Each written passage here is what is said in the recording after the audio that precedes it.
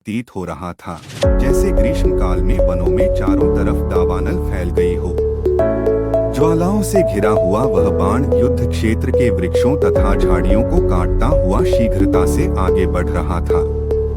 उसके पीछे सैनिक तथा जीव जंतु भी चल रहे थे। यमराज के सभी सैनिक उस बाण के डर से भयभीत होकर इंद्र वज्र की भांति युद्ध क्षेत्र में गिर पड़े। इसके पश्चात वह परम तेजस्वी महापराक्रमी राक्षस रावण अपने मंत्रियों के साथ जोर जोर से गर्जने लगा, जिसकी भयानक आवाज से संपूर्ण पृथ्वी कांप उठी। रावण की उस घोर गर्जना को सुनकर भगवान यम ने यह समझा कि शत्रु विजयी हुआ है और मेरी सेना नष्ट हो गई है।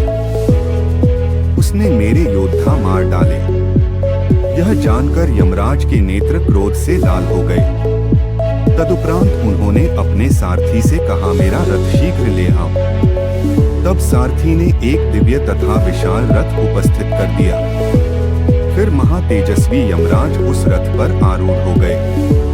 उनके अग्रभाग में प्रास तथा मुद्गर हाथ में लिए मृत्युदेव खड़े थे, जो इस संपूर्ण त्रिभुवन के प्राणियों का संहार करते रहते हैं।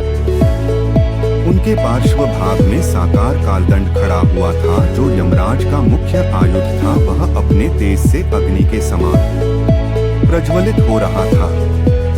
उनके दोनों बगल में छिद्र रहित कालपाश खड़े हुए थे तथा अग्नि तुल्य दुस्सह स्पर्श वाला मुद्गर भी साकार रूप धारण किए खड़ा था। काल को कुपितावस्था में देखकर चारों तरफ हलचल सी हो गई। सभी देवतागण भयभीत होकर कांप उठे। सुंदर कांति वाले रथ के घोड़ों को हाँकता हुआ सारथी आगे को बढ़ चला। घोर भयंकर शब्द करता हुआ वह रथ वहां जा पहुंचा, जहां राक्षस रावण खड़ा हुआ था।